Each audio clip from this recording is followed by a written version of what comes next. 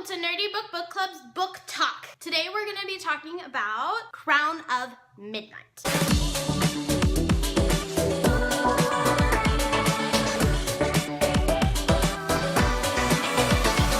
This is the second book talk in our month-to-month Throne of Glass book talks leading up to the release of Empire of Storms, which is going to be the next one by Sarah J. Maas. Crown of Midnight is continuation of Throne of Glass. It's basically just continuing Celaena Sardathian. If you haven't read the book, this is where we say bye. You should go read the book like right now. I don't want any spoilers for you, that's all. We'll come back in a moment. Hi, people who've read this book. So excited to be back. So we start off with Celaena kind of coming back and being the king's champion. We kind of figure out what that really entails. And we see that Celaena comes in front of the king with, you know, a bag of stuff. And you're like, oh, Celaena, what's in the bag? Huh? What's in the bag? And we figure out that it's a head and an arm. So she's presenting one of the people that the king assigned her to go kill. And she's presenting that this person is in fact dead. And then you're like, oh, that's kind of iffy, Celaena. Why would you do that? And then you're like, well, I guess she's an assassin. This is kind of her job, so this is nothing new. But then you find out that she has actually been faking the deaths. That she's been getting cadavers and stuff and sending them off to start a new life and away from the king. And so that she's actually been saving people instead of killing them. And she's hiding it. She's hiding it from everyone. She's hiding it from Nehemia. She's hiding it from Chaol, Dorian, everybody.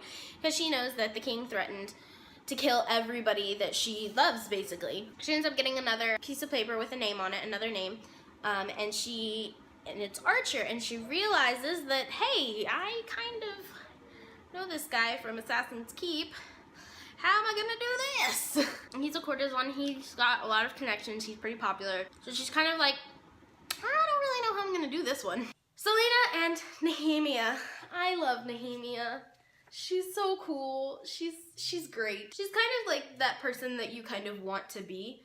She's super strong and believes in, she has very strong beliefs and she stands by them and she doesn't let the king intimidate her. Rebel movement. You don't really see too much of it in the first book. You guess that there is one and then all of a sudden it's just like, rebel movement in your face. I like half am with them, half am not. Like I'm all for the king not being the king because I hate him and I want him to have a cleat in his face. Olenna comes to her again and is like, oh hey, I have a new mission for you now. Let's have you do more things. And Celaena's like, no, not again. Please don't. I don't like it. But of course she ends up doing pretty much exactly what Olenna wants.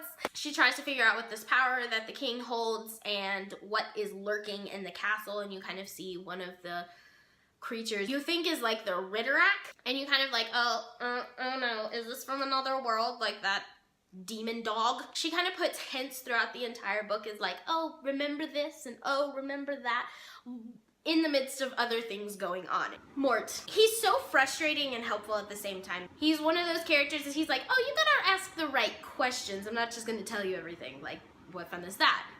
Granted, he is, you know, attached to a door. He doesn't really get a whole lot of fun. Kind of understand how he's like, oh, I'm not gonna tell you everything right now because then you're never gonna come back and I'm never gonna have to mess with you. Like, what fun is that? Chaol.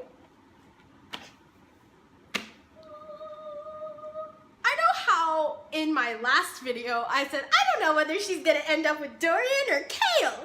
I don't know. She ends up with Chaol. Everybody let me believe that there was even a choice in the matter.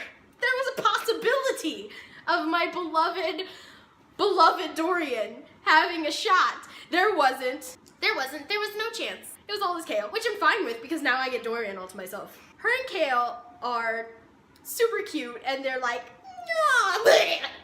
I love it. Like the whole start of the book is kind of like slowly, it's like you've got these two characters and it's like slowly going, Even Dorian knows that it's Chaol. Like he's like, you're my best friend, but I hate you right now. Dorian has magic. What? Magic has been dead for 10 years. Well, not really dead, but it's been gone for 10 years. And all of a sudden, oh hey, King's son, you've got some taken you. What? I was not prepared. I was not prepared. And I was like, I love you even more now. I kind of like that he has his own side story in the book where he's just like trying to figure out his whole magical thing on his own, and like Selena and Kale are like tangled in each other in a bed and not even paying attention to the rest of the world, and Dorian's like, I got some real problems going on here. But he doesn't feel like he can tell them because he doesn't feel like he can tell anybody. I feel really bad for him at the same time. Like, he's got this big secret and he can't talk to his best friend because right now he's kind of mad at his best friend. He's like, I don't feel like I can talk to you right now because I'm upset because I really, really like Selena. Like, I'm pretty sure he thinks that he loves her. I think that'll develop into something else, like, you know, a friendship or a family kind of love. Like, I don't think they're finished with each other. I just think that they're not sure what they are to each other yet. Roland, who is this guy? He has an agenda. He's got one. We don't know what it is just yet, but he's got one, mark my words. Mark them.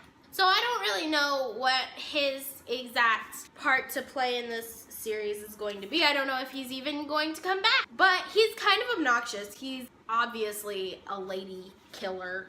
Ladies love him, partially because probably he's got, you know, royal blood. Kale hates him because he decided, oh, hey, you like this chick? I'm gonna bet her. Obviously, that chick was not good enough for Kale, so it's a good thing that he did. It's fine. He just leaves me with lots of questions and not quite enough answers. And then so she's trying to figure out this whole rebel plan, and they decide to kidnap Kale, which I was so not okay with. The worst part of the entire book. Sarah, how dare you? Nahimia, Nahimia, you died too soon. Nahimia, Nahimia, how dare you, Sarah, kill her. This is the worst part of the whole book. I'm like reading it and I'm like, what is this? They killed her. And I was like, is she dead? Because there are some books where being dead doesn't mean being dead. I was hoping that that was the case. My mom was like, no, she's dead. I had a lot of emotions. I was really upset with how Selena handled it. Like, it's understandable and it's totally, completely normal, but it was Selena's reaction to it that hit me harder. I just did not like what happened to her afterward. Like, she scared me. I was terrified. I was like, Gosh dang, child. What are you doing? and then her killing Grave, like hunting down Grave and killing him was really intense. I was like, oh my gosh. It was really sad to me too. I was like, she is grieving so hard, and this is the only way as an assassin that she knows how to grieve, really. Because when she lost her parents, she went immediately into the Assassin's Keep. So, like, she doesn't really know how to handle grief any other way except, you know, killing people. And I think it really just reminded her too much of Sam. And I know I haven't really mentioned Sam a whole lot, even though he's only mentioned a little bit in these books. I just think it hit too close to home. And she wasn't prepared to lose another friend. She just let somebody else in, and then she loses them, and it was so hard, and it was so hard to read because I felt for her so bad. And then the second worst part of this book, she finds out that Kale actually knew about the supposed attempt on Nehemiah's life, and she knew that the king was supposed to be questioning her that night, and so she automatically associated Nehemiah's death to Kale. And with Selena, who doesn't know how to handle grief, she attempts to kill Kale. So I mean, they were cute, they were adorable for a few chapters, and they were so happy, and they were like spending all this time together and happy and great and perfect, and then all of a sudden, she attempts to kill him.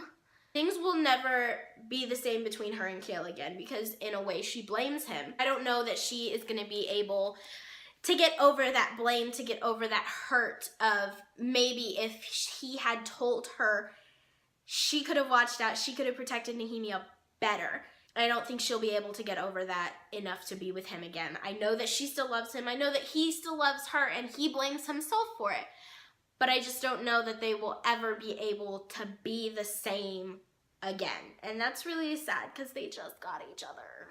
She figures out the basement in the library, like the catacombs beneath it, and she goes and explores those, and she's like hardcore now trying to figure out what is going on in the castle and what the king is doing, because I think Nehemia's death kind of made her snap into that. It's like, okay, well, now we gots to get down to business. And she figures out that the clock tower is actually one of those weird keys that she found out from Yellowlegs. That hoe is creepy as crap. Like, iron teeth?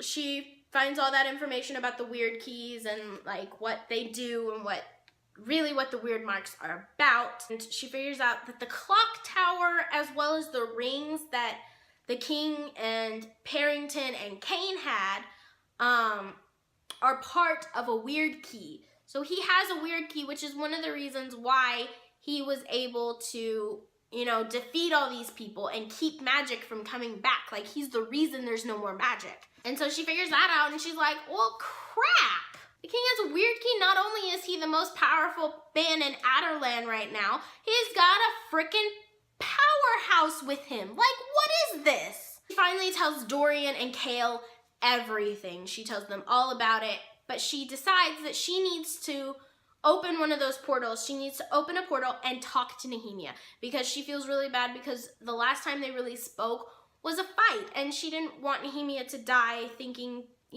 she was mad at her. Nobody does. So she did. She opened the portal and she talked to her, and Nehemia was like, don't do this again. This is bad. Don't do it. So she's starting to figure out how to use the weird marks, which is the only magic that she can wield. And it's the only way to get at least up on the same level as the king. So Archer finds her and figures out that she can use these weird marks, and he's like, I need you for this whole rebellion plot that we've got going on. We need you.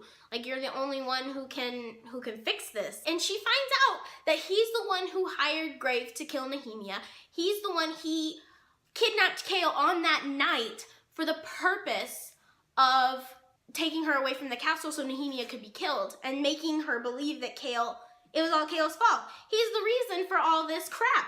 And I just wanted to punch him in the face with a cleat. She tries to make him believe that she's on his side, and she ends up changing the portal somehow, and then something comes out of the portal, and Archer flees because he's a flippin' coward. Like, come on, man. You want this chick for your movement, and yet you're not gonna save her from whatever this thing is. She ends up killing Archer. She ends up having to save Kale because this thing is like, and Fleetfoot, oh, my precious Fleetfoot little puppy dog, finally makes its way down to this gravesite for Elena and tries to battle this thing, and she gets hurt. The thing drags it to the portal, and Kale has to save her. Selena goes into the portal, and then you figure out she's flippin' Fae. I was not prepared for that. So Dorian, Selena, and Kale all finally find out each other's information. Like, they've been spending the entire book keeping it secret, and now everything is just out in the open, and she's like, okay, here you go. So Kale, thinking that she needs to get as far away from Adderland as she possibly can. He's like, okay, well, I'm gonna do something that she's gonna be mad at me for. This is gonna be bad. And I was like, ah, crap. Nugget. And he agrees to go back with his father and be the lord of whatever it is.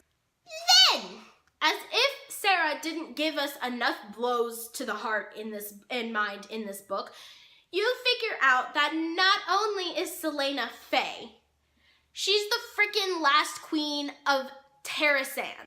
I'm sorry, what?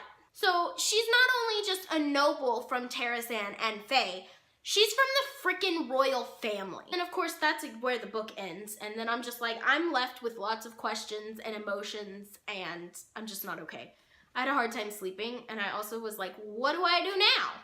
In the next one, I'm assuming we're gonna find out more about her history, and since she's gonna go see her great aunt, I believe it is, in Windland, and I know that the next guy comes in this book, Rowan, because Elizabeth is obsessed with Rowan. And so I'm assuming we're gonna learn more about her heritage and more about her powers, and hopefully we will be able to figure out how to fix this stuff that's going on. And I kind of hope that they don't spend too much time apart. I'm kind of a little bit worried that this is a bigger book. I'm a little bit worried that the entire time is gonna be spent apart from each other, like all three of them. I just feel like they need each other to do this. Like, those are each other's allies, like that's what they need. Maybe find another weird key if the king doesn't have more than one. I'm just hoping that we kind of learn more about the ancient thing with weirds and like magic and powers and stuff. I hope there's more magic in this one. Like, I want to see some more magic. And that was my book talk for Crown of Midnight from the Throne of Glass series. Tune in next time for my Heir of Fire book talk. I'm Shayna, and this has been Nerdy BookBOOK Club's book talk. We'll see you next time. Bye!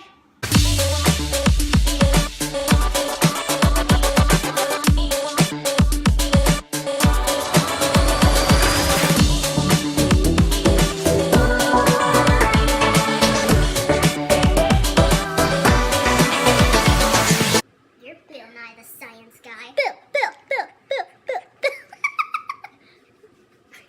I love you. I was talking to my mom, and I was like, yeah, I'm ready for the next one. I was telling her, yeah, she just got sent to Windland.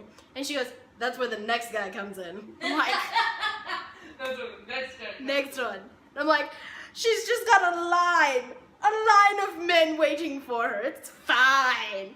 Can you spare some of these men, Selena? Really? Give Dorian to me.